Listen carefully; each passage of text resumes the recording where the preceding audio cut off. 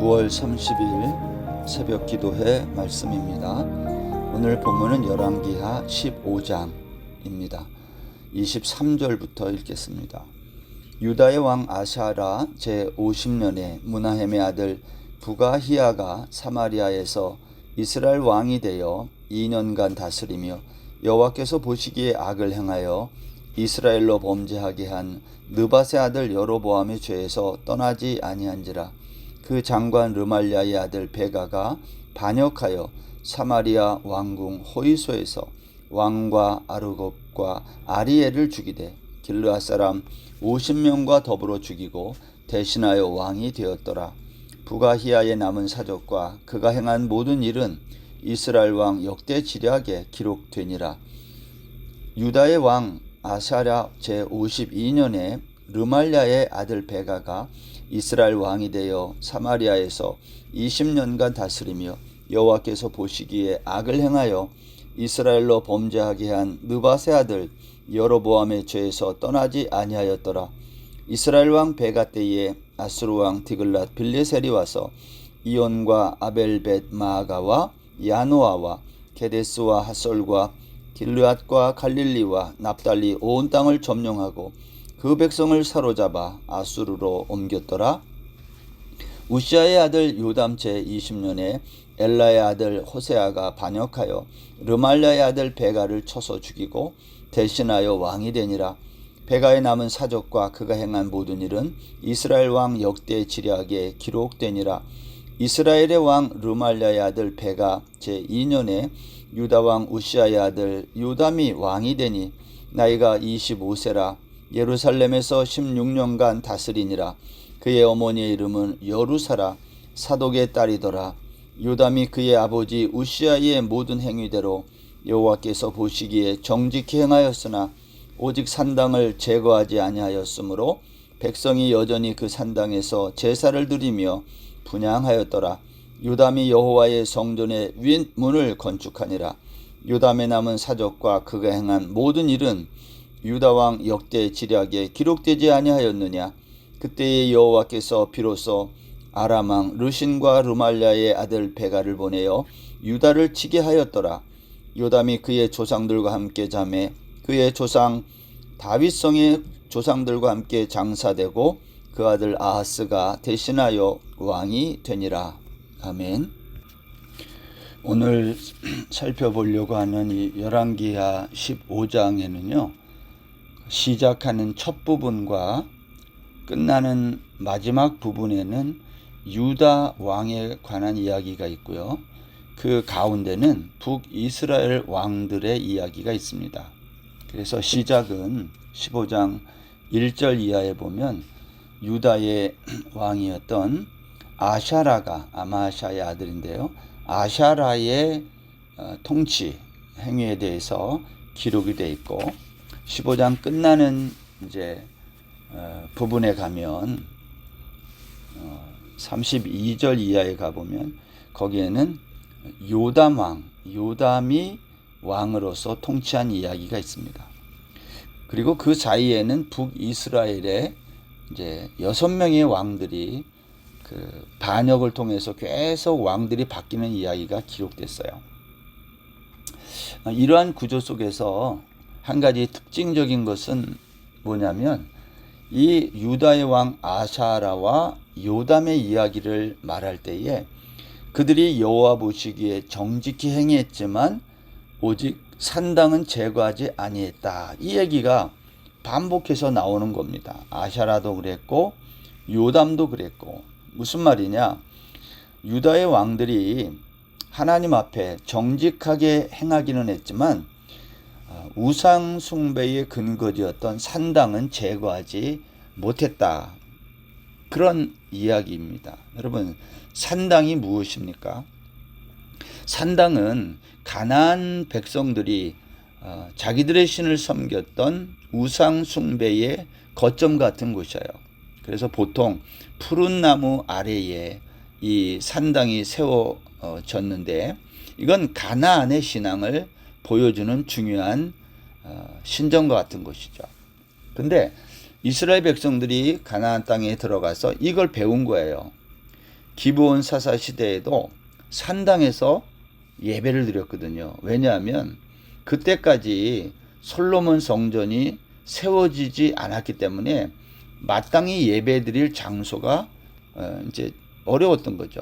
그러니까 가나안 사람들이 그 제사를 지냈던 그 산당에 가서 마치 하나님을 예배하는 것처럼 거기에서 예배를 드리는 그러한 장소로 사용한 거예요. 문제는 솔로몬 성전이 세워진 이후에도 이 산당이 없어지지 않고 계속해서 하나님께 그 하나님을 섬기는 그 일들을 이 산당에서 여전히 했다는 거예요.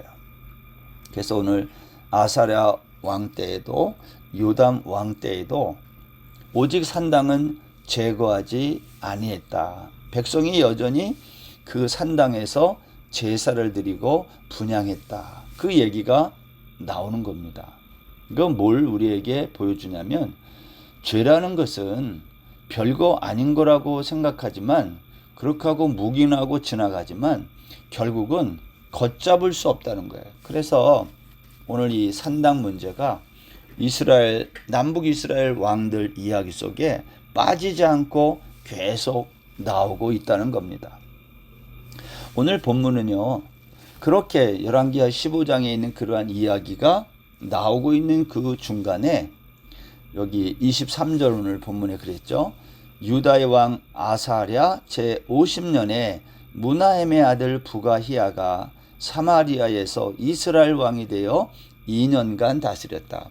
그 유다의 왕들 이야기 앞뒤 사이에 오늘 북이스라엘 왕들의 이야기가 나오는데 스가랴, 살룸, 무나헴 이야기가 마치고 오늘 본문에는 부가히야, 이거 무나헴의 아들인데요.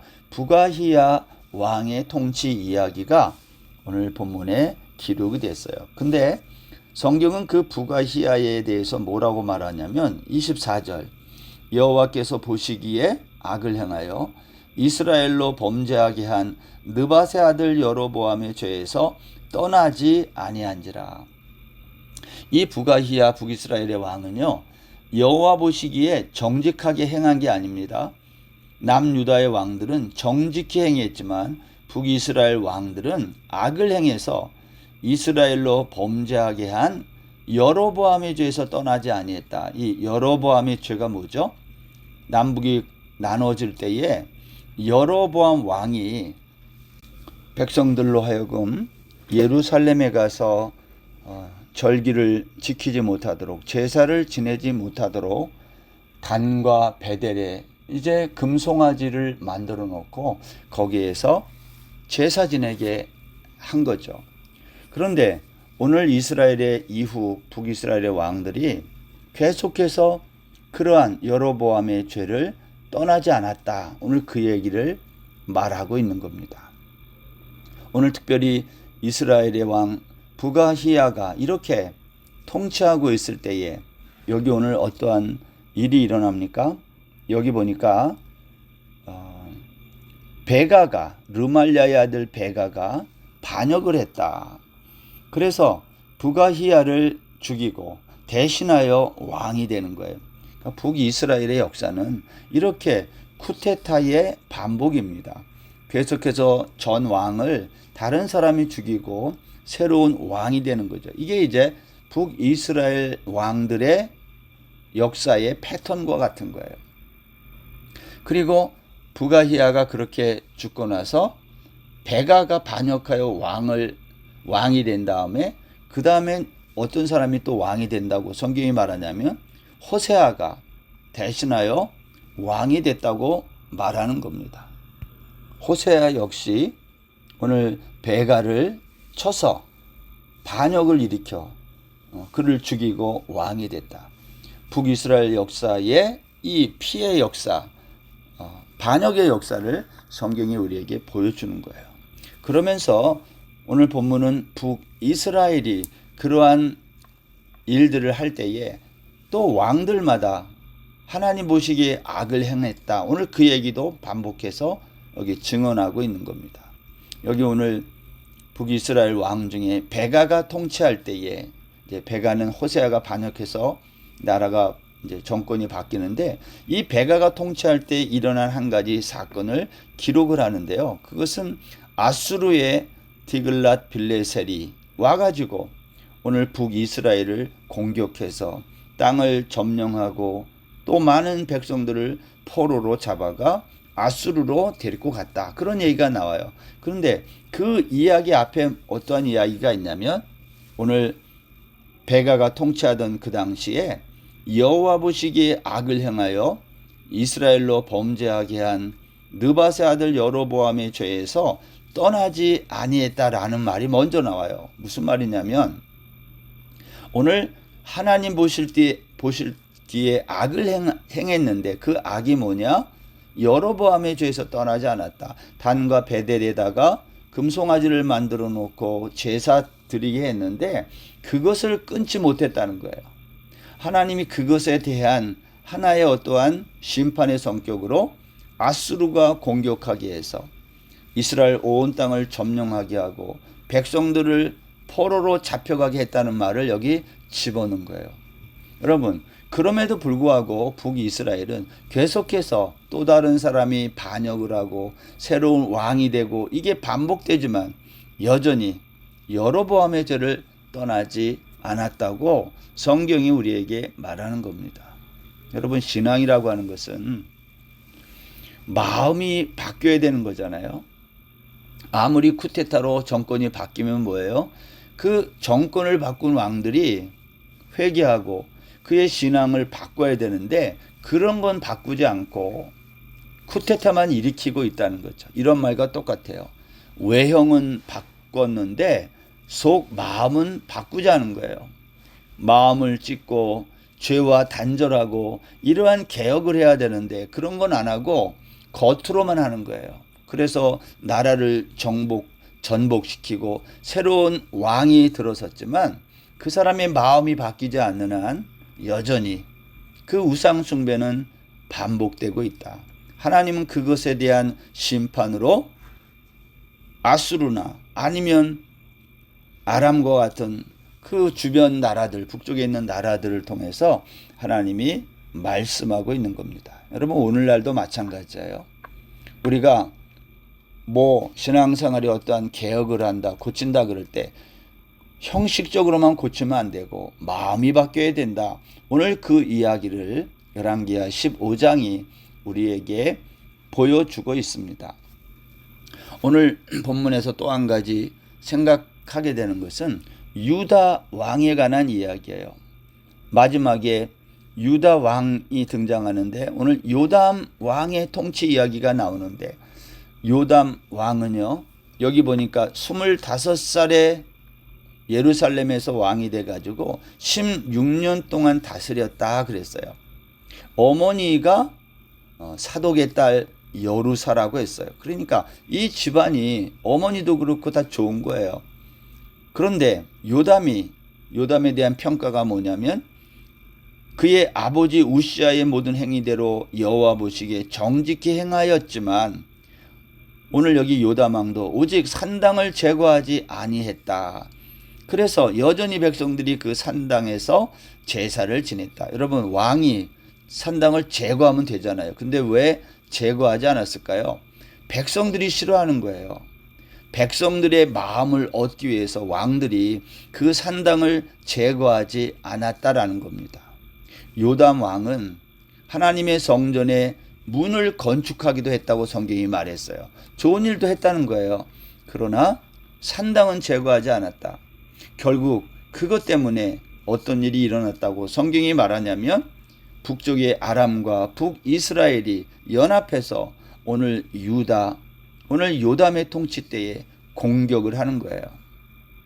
여러분, 우리 주변에서 일어나고 있는 이와 같은 전쟁이라든지 아니면 외교상의 이러한 변화들은요, 하나님의 통치 수단과 행위와 관계가 있다는 것을 우리가 늘 잊어서는 안 됩니다.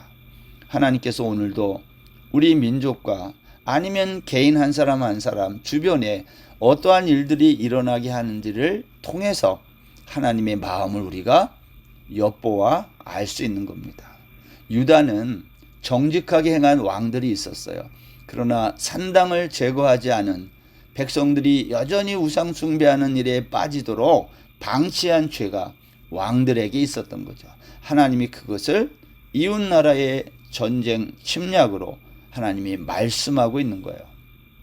그럼에도 불구하고 유다의 왕들도 이 문제로부터 자유롭지 못하고 결국 계속해서 역사가 지나면 지날수록 이 산당의 문제를 해결하지 못했다. 여러분, 남유다의 대부분의 왕들 가운데 대부분이 산당을 없애지 못하고 히스기야 정도, 한두 명 정도가 그 산당을 제거하는 개혁을 할 뿐, 나머지 왕들은 없애지 못했다는 게 성경의 가르침입니다. 오늘 우리가 이 말씀을 보면서 우리 신앙에서 가장 고치기 힘든 게 뭘까 하는 것을 좀 생각해 볼 수 있었으면 좋겠어요.